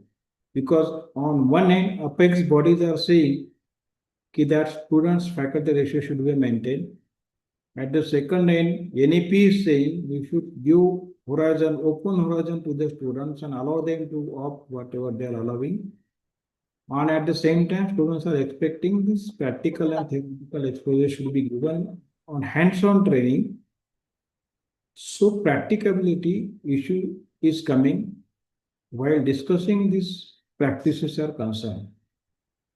With the help of this, for the discussion of this FTP, we can just say this current academic leader can apply her model of sensitive leadership by understanding this present situation. Because after every 10 years, whatever is being told, because of emerging trends is happening, that trends are not allowing us to implement that practices in 100% manner. So as far as key contribution of Indian education system is concerned, we need to break the gender barriers in academic leadership. Serious issue has to be advocated for science education and nutritional research. We need to promote rural and tribal student inclusiveness and implemented institutional reforms with transparency. Many times we are hearing that many institutions are not transparent enough. As per the guideline given by apex body, everybody is putting everything on website. Website is showing goody parameters, but actually in the institutes really it is happening. All the good practices are being correlated or not, that is also one of the big issue everybody is facing. So we need to mentor both the segmentation. Now, ma'am has suggested that mentor young women scholars in SCTM fields. It's ultimately perception matters, but definitely the impact on inclusive education is there on the basis of the developed policies and equal opportunities when we talk about this admissions parameters are concerned. That will help us to reach this real world with the relevance of these practices are concerned, and this will allow us to strengthen the voice of the academia and grievances, not only with the women, but for co-education system also. So this is whatever she has suggested is a role model for future educational leader. We can take some of the questions from our discussion points are concerned. How inclusive practice can be replaced with a model what she has suggested. It is available online so that we can go through that with the model. And relevance of ethical decision making, how we can correlate with today's institutional systems are concerned. Same thing is there. As you know that Dr. Hamsa Mehta, first woman vice chancellor of India, as it has been told that she got a doctorate and did extraordinary contribution in academics. But when such a lady having a political background and reached up to the level and tried to introduce this multidisciplinary approach in her tenure, so here it proves that only the parameter which was showing to the academic world that we should have a 15 years experience, 2 doctorate students and extraordinary research, but till the person reaching up to the level of vice chancellors are not justifying himself herself. As on days we are coming up with many examples. So with the examples of Hamsa Mehta, we can learn that really during that period when education was hardly a matter, and she has been given an opportunity to work as a Sayaji University, Baroda as a vice chancellor, and she has revamped everything, replaced and introduced multidisciplinary approach, and appointed many professors who was not on paper qualified, but their contribution to that particular field, may it be music, arts, or everything, was extraordinary, and given opportunity to do that particular professors. And now you can see this learning lesson of this Hamsa Mehta's case also. So it doesn't mean only qualification will help us to grow. Definitely, as on date, to reach up to this parameter, we have to be competent enough. We need to prove eligibility. Efficiency will come as a matter of later stage when actual opportunity is being given to us to prove ourselves. But at the same time, only efficiency and eligibility will not help us to prove ourselves to become a good leader. This is the example we can take from this Mehta ma'ams also. Because she has worked on various parameters and her work has been recognized across the academic industry, academic institutions and universities are concerned. May it be her university leadership, curriculum modernization, women education, institutional building, policy influence, and her national roles. As you know that she's played a vital role in shaping Indian constitutions and education provisions are concerned. So ultimately, what is our passion that matters more than how much qualified we are. Even after having qualification, if we are not passionate, we cannot force others to implement our idea. And because of that, we have many ideas, but that remains on paper because we are hardly putting our efforts to make it happen. This is workable. And when Mehta ma'am can give such type of examples to this academic fraternity, yes, everything is possible. We should have a passion, vision, and dedication to prove ourselves, not only to prove, but actually implement it. when we talk about this learn and adopt ethical and moral responsibility cycle, so this is 100% applicable to man. She has tried to prove herself in the manner that yes, this is applicable the way we are trying to prove ourselves in this fashion.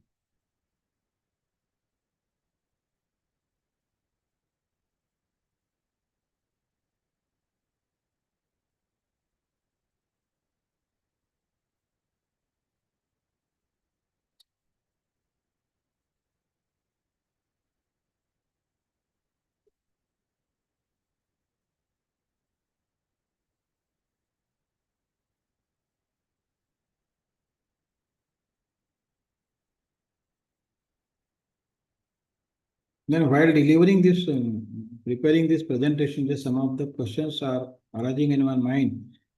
I thought I should share to you. Because in IT industry, as you know, one students out of 20 employees are nowadays because of frustrations are getting suicides, even during training period also.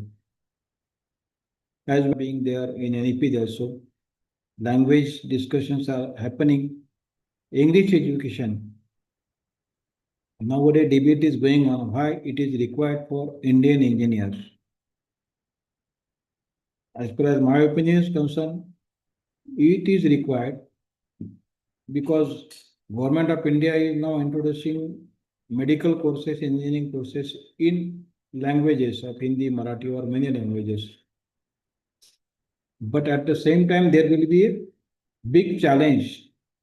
If at all that type of teacher we need to recruit, that will never happen that one teacher is having a multiple language expertise or he or she will be in position to teach same subject in different language. So when we talk about leaderships are concerned, I am still worried what would be the parameter are coming in the minds of all these top authorities to introduce this education system in local languages. Because unless and until we have that expertise with us, it would be very difficult to come out of this activity and to give them justification in their language. And we have a huge number of students enrollment, may it be online education, distance education, and physical regular education also. So how this is compatible as far as English education parameter systems are concerned, and some of the authorities are saying it should be in various languages. Definitely primary education need to be given in a local language where we can understand in better manner. But if at all this practice has to be implemented, we being academicians should give some of the practicability solutions to the government, how this can make it workable on ground when we talk about educations in all languages to all fraternities are concerned. That is one of the issues as arise in my mind. When we talk about English versus IT revolution, we are now saying now this work from home culture has been arrived. Many IT engineers are just developing themselves to implement their ideas with the help of the various languages to top the foreign clients. So in one end, we are saying that our Indian education, Indian engineer should be given that particular education system in local languages. And after passing that particular engineering examinations, if he or she is joining IT industry, and at the same time, if she is being assigned to handle the clients of various countries, how she will cover that situation. So ultimately, she has to learn English. So why we are unnecessarily creating that window of multi-language dimensions are concerned. Marathi, Hindi, English, or any local language up to the 10th standard is okay. But after 10th standard, why we cannot have this one language? Because like China, Japan, other countries, we are not that much mastered and experienced to implement every language in all education system. And practically, I believe that it is not that much workable also. So this is one of the thoughts came in my mind when we talk about education leadership as concerned, because ultimately the extraordinary good leaders who are a policy maker of this UGC, AICT, PCI, all this education ministry, that things, that thoughts should come on our mind. Really, the things which are not workable, what the best workable solution we can give it to the government of India, which will be ultimately part of this NAP, because in NAP also every policy always defined with the good intention that it should be workable and it should be adaptable with every possibility. But as far as my experience is concerned, we are talking about NAPs and good leadership.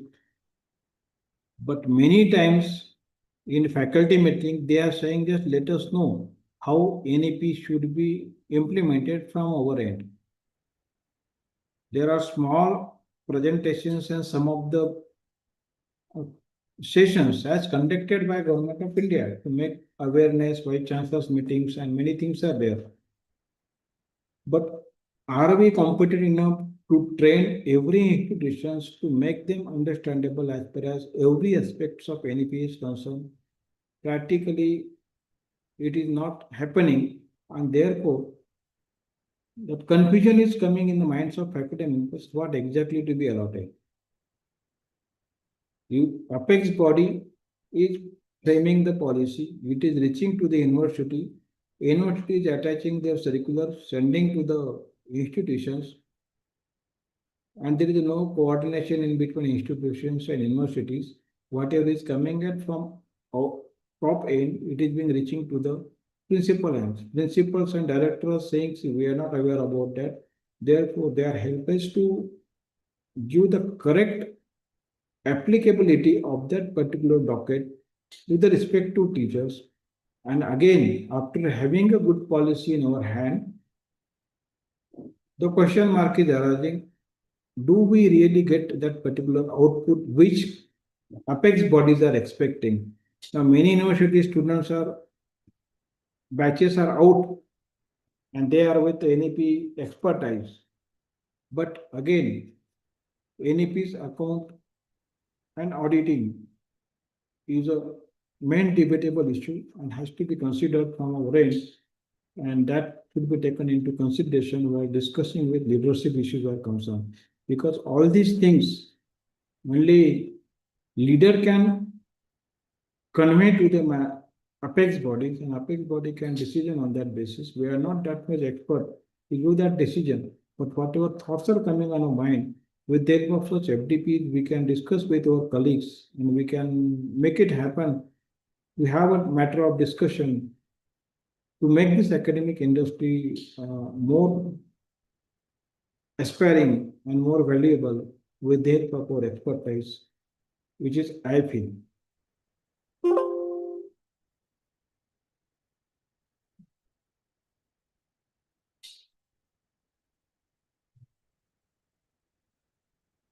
So this is what a brief I have given out of my these presentations. From my end, I think many points have been covered.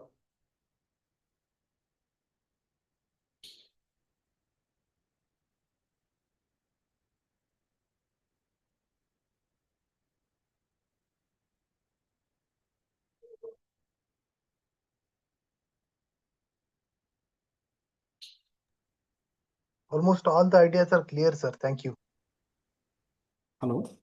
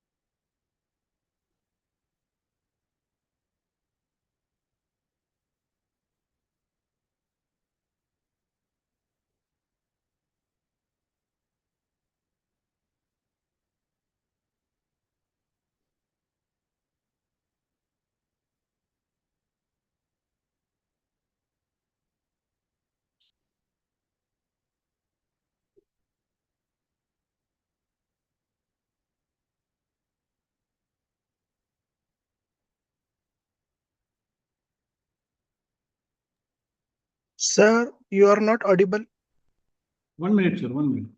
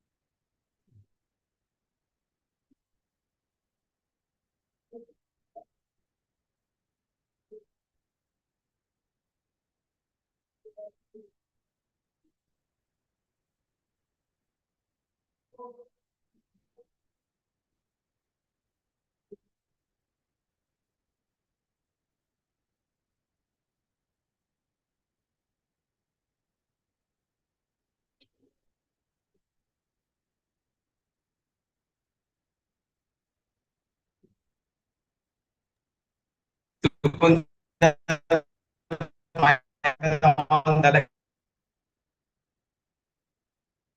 Hello.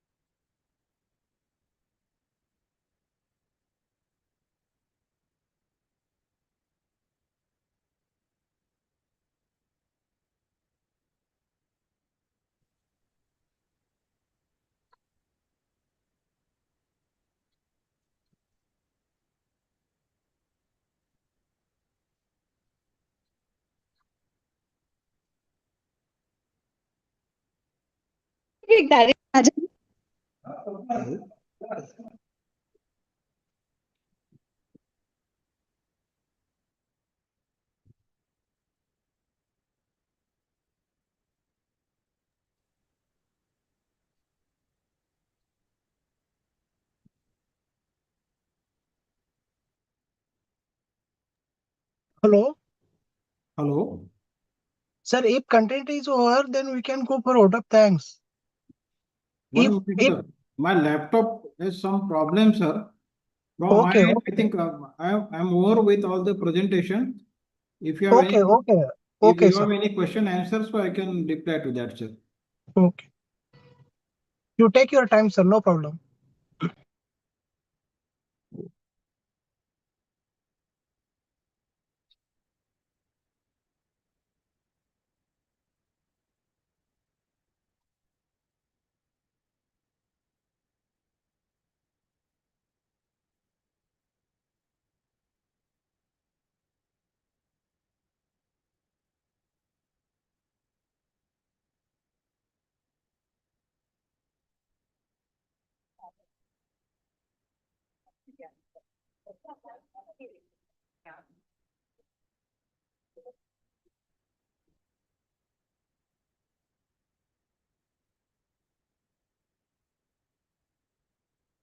Hello. हा म्हटलं ते माझ्या साईडनं वेळ झाला तर काही question answer share करायचे का त्यांना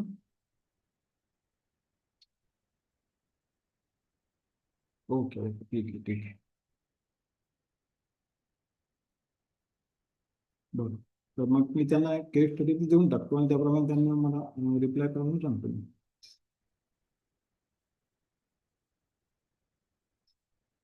ठीक आहे ठीक आहे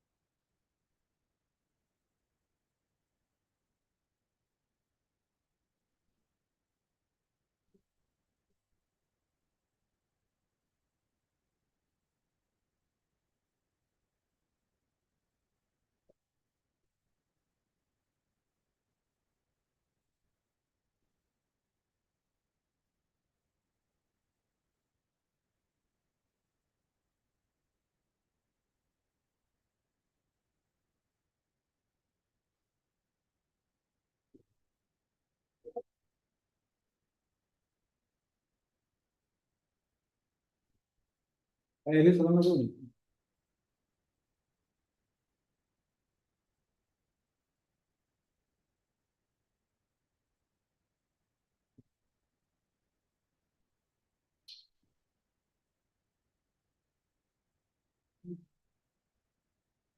Whether my screen is visible to sir? Yes, sir. Yes, sir. Yes, sir. Your screen is visible. Yes, yes, sir. Visible.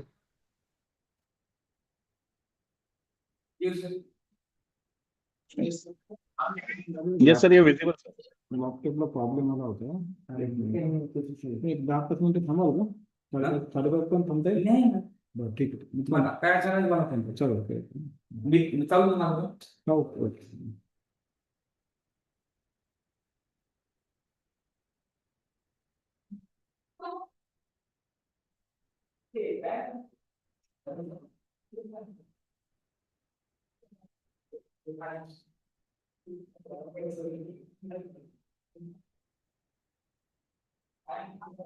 Sir, can we get this PPT on the WhatsApp group?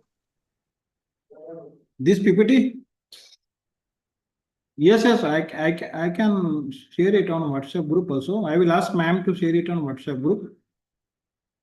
So just one case study I would like to give it to the participants because we have talked about this inclusive practices in academics.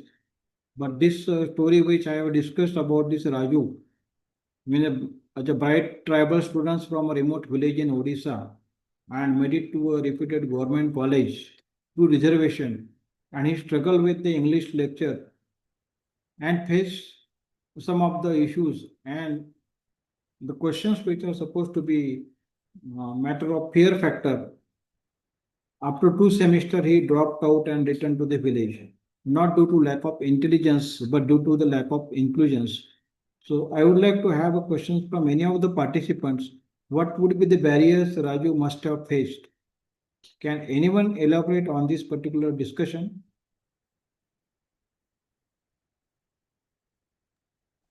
Sir, basically in Maharashtra state, there is compulsion of English from first standard nowadays. But before this, it was from the 5th standard, and English was the only subject that was taught in English language, and no others. So that might have been the problem faced by Mr. Raju. But this is a case of Odisha. I am to see that person from Odisha. He took admission of government reputed college in Maharashtra. Okay. And because of his issue of the language, he has dropped out from the college.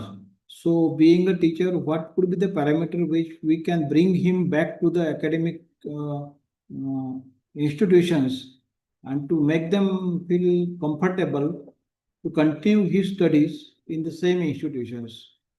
Because lack of inclusion is a matter of his concern. So how we can make it happen more inclusive when we talk about this inclusive practice in academics are concerned? Because cultural sensitivity is different matter, but inclusive activity, if somebody is because of this non-inclusive factors discontinuing the education and reaching to the level of this getting reputed admission institutions are not in position to continue with the educations. So how we can come out of these activities when we talk about this inclusive practices are concerned? Sir, basically we can introduce very basic courses of English because what has happened not over only in Odisha but all over the places. Regional languages have been taught, but the international language which has been accepted, it has been neglected. So if the person are facing such things, so we can start from very basic. Like first of all, they need to made confident that you can come up out of this problem because they undergo very deep aggression and they feel that they cannot do anything in wonders. So, like in NEP, there's a thing like they have started with very basic courses, starting from ABCD, those who are not knowing the language. So, it is a very simple stage, sir. As a leader, a person can be introduced with simple introduction of a basic language, and then slowly it can be built up. And that's what I feel, sir. Correct, sir. So we can at least give suggestion to the management that the basic English communication language courses can be a part of this UG level colleges when student takes admissions from such type of community. So that students can be given opportunity to attend extra classes where he or she is feeling that not perfect in English communication. So basic English classes can be conducted in the campus itself. This is the suggestions which we can give to the management, and that will help us to come out of this activity when we talk about this inclusive education are concerned. Thank you very much, sir, for your response. So at the same time, things are happening in different manners. When we talk about this case studies are concerned, there are various barriers present in our classroom. But when we talk about faculty or developments activities are concerned, how we can identify the shortcomings of such type of students and what the best practices we can decide to come over this activity, when we can say that only classroom training is enough, or can we go beyond that the student, because the students admitted against this tribals activity for any college, they are by default getting hostel admissions. So even we can think to have extra classes after the college also, where they can develop their English communication and make them more comfortable for the understanding purpose of such students are concerned. This is what I would propose from my end. What is your opinion in that case?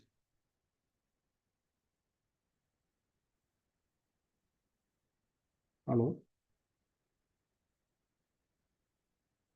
Hello?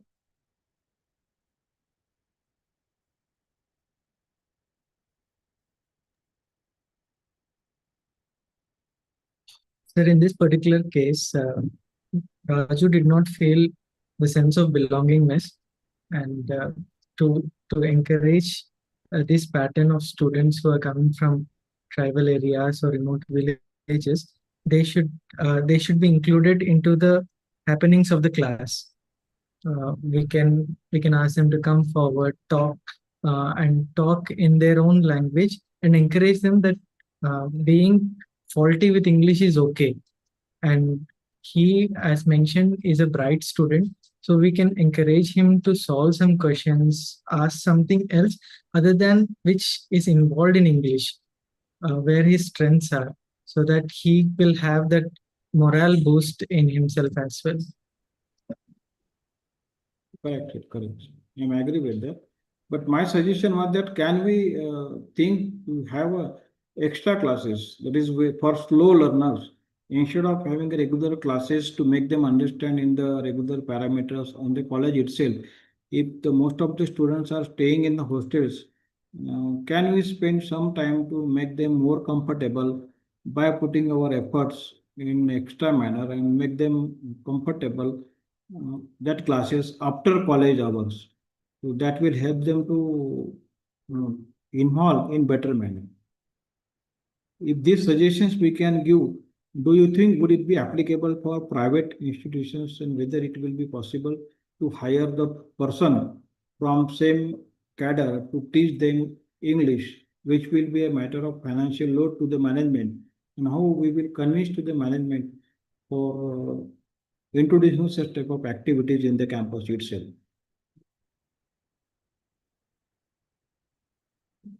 Hello?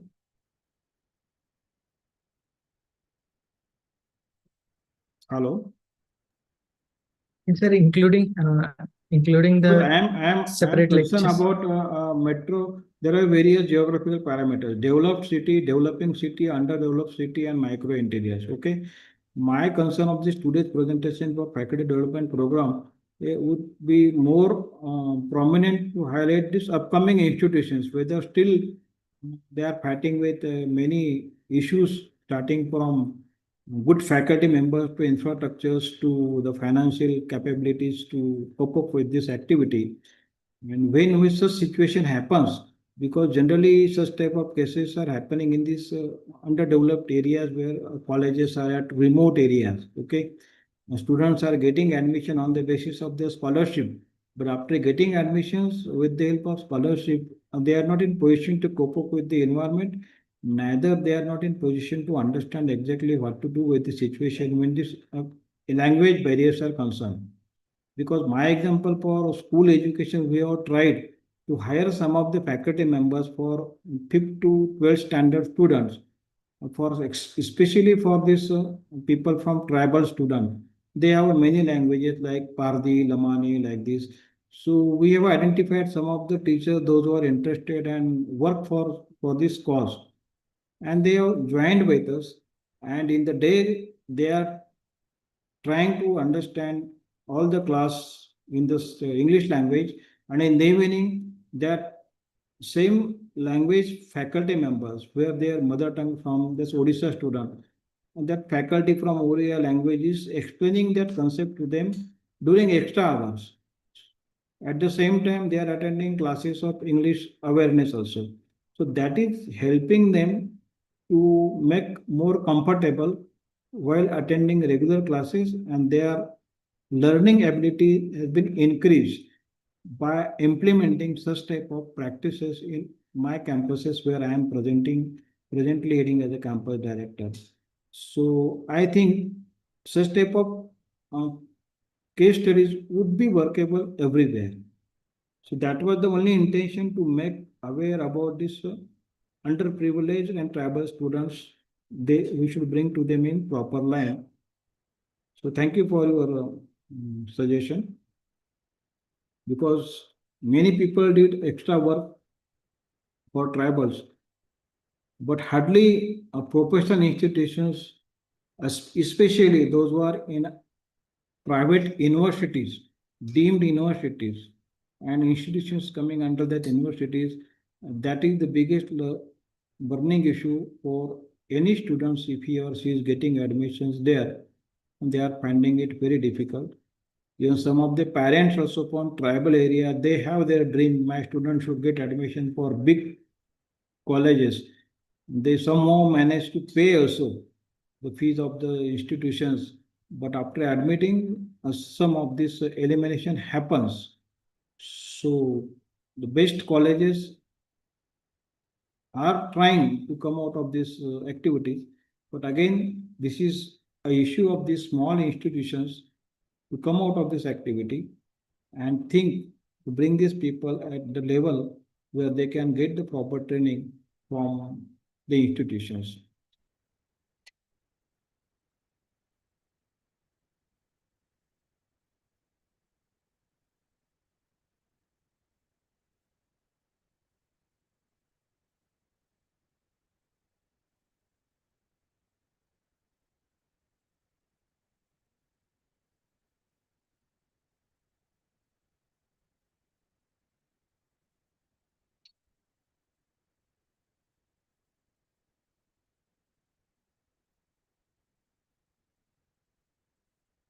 Now, as far as women empowerment cases concerned, Vice Chancellor Ma'am also has suggested to strengthen this academic audit and transparency in decision. But when we talk about academic audit, see, in academic audit, we are trying to verify all the things starting from infrastructures with the research contribution of the staff members are concerned, available infrastructure and upgradation of these various big laboratories are concerned. But as far as my experience are concerned, academic audit is hardly speaking about what is the contribution of that particular faculty member, institutions and university to uplift these tribal students, and in percentage ratio, hardly institutions are in position to prove themselves. This is what they did for tribal students and underprivileged students. Because in Maharashtra, I can say that many institutions, even at national level, so government is sponsoring 100% fees for SC, ST, NT, and all these tribals and every students. But after getting 100% from the government of Maharashtra and government of India, really university is seriously thinking to change the parameter of academic audits in student-centric way, rather than just checking these laboratories, number of books in the libraries, playgrounds availability, and classrooms. Because actual academic output of the student. When we talk about this outcome-based educations, in the academic audit of any institutions, what is the outcome of that particular institutions on the basis of syllabus, whatever that institute is following of the respective universities, and if that university is doing the academic audit of that institute, in that academic audit, this type of case studies output should speak, and that can be a matter of the discussion where I have tried to show you some of the case studies, but case studies will come up if we have little bit changes in academic audit reports of concern, because academic audit is hardly functioning in student-centric way. We are saying whether labs are available for students or not, we are checking it. But in the academic audit, I have never come across to see that what is the out of that particular laboratories and how student has studied. I am agree that 100% students are getting passed, they are 80% plus. But at one end, when industry is saying you are providing the students, they are just eligible, but we want efficient person. So unless and until being a teacher, till student reach up to the last year examinations, if after having 80% mark, student is not competent enough to handle the situation of placement activity, so what is the purpose of spending by the government of India? What is the purpose of collection of fees? And what is the purpose of the faculty members to become an active leader, where he or she need to train the students up to the level of placement compatibility matters are concerned. So what we can do being an academician to frame the academic audit in student-centric way. What could be your suggestion? What the best practices we can include in academic audits? Can anyone elaborate on this?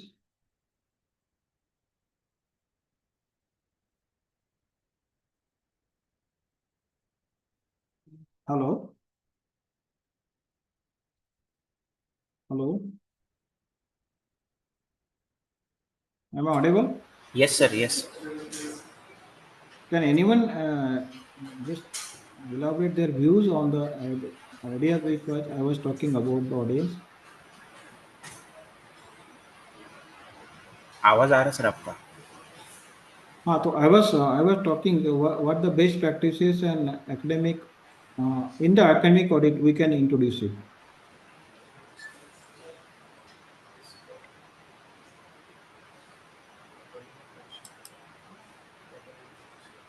Hello?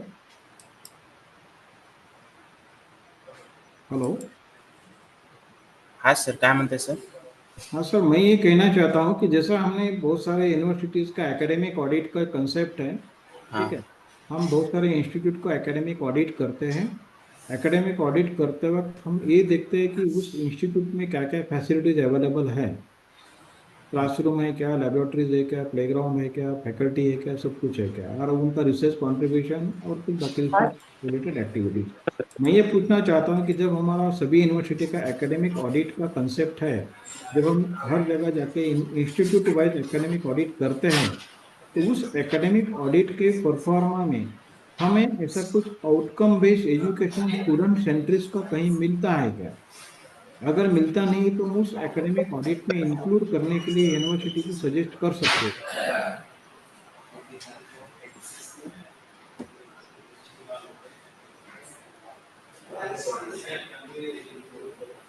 Sir, good evening, sir. Academic audit should be done every year, sir.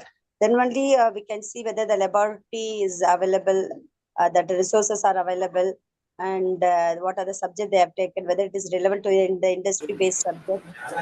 On going and then searching everything, not only that regarding your center of excellence, other things, then only we can able to improve the college standard in future, sir.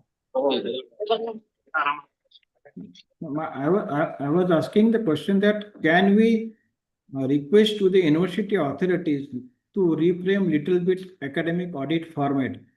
Can we include in the academic audit format, that some information we can gather with the help of that academic audit, actual on-ground student experience while using the infrastructure of the institutions. Suppose one student is using this any computer lab, but what is the output utility of that computer lab of the students? How we can access or assess the actual output of the students? Because we on paper we are saying the student has received 80% mark, but when we are asking you to appear for interview, the companies are saying this student is not competent enough, even he is not aware about the basics. So we need to find out the missing links. I think we need to do the academic audit of the student versus teacher, those who are teaching to the particular subject. And with the help of that, we can suggest to the university that reframe the format in little bit manner where we can gather some of the information of the academic audit that can be correlated with outcome-based education. This is what I would like to say with the help of this. Thank you very much for your response, ma'am. Thank you, sir. Thank you.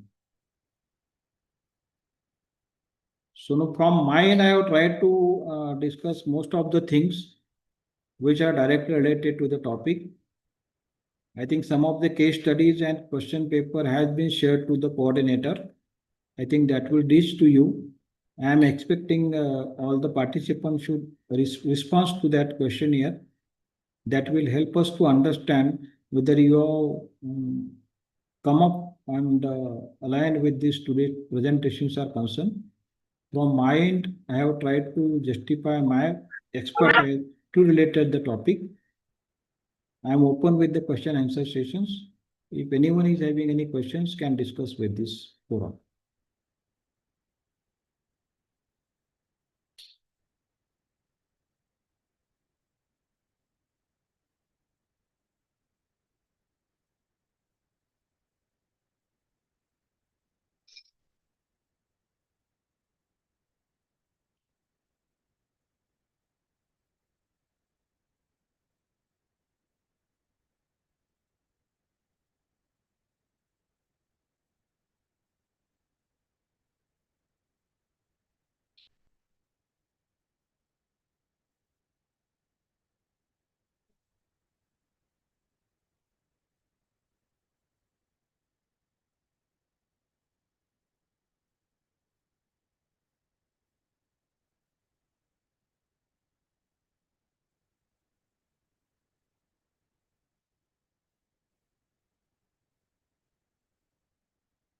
Any question from audience?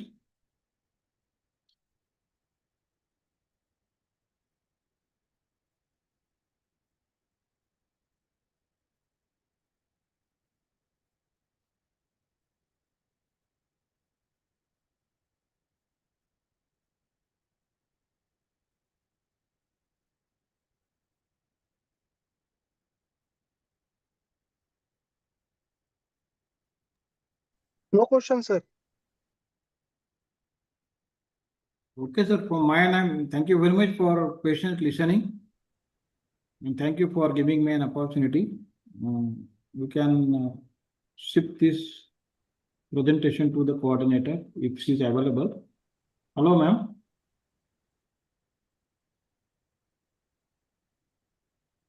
Yes, thank you, sir. Please read the vote of times. Pardon? Row 17.